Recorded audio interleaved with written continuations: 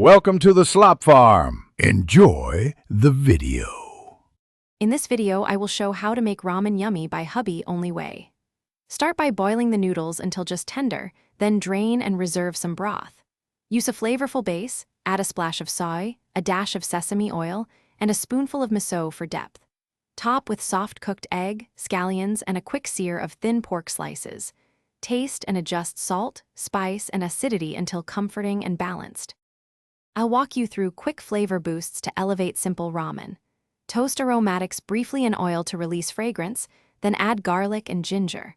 Stir in chili paste or shichimi for heat, and finish with a splash of vinegar or lime for brightness. Add butter or a teaspoon of honey for roundness if needed.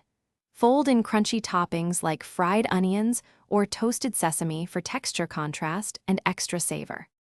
If you're finding this helpful, please subscribe and like for more cozy cooking tips. Quick recommendation: a book called The Simple Path to Wealth changed how many think about money and offers calm, clear advice.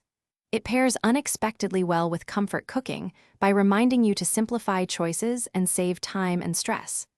Check the description for the link and other deals, and if you grab it, enjoy the read. Now let's get back to the video.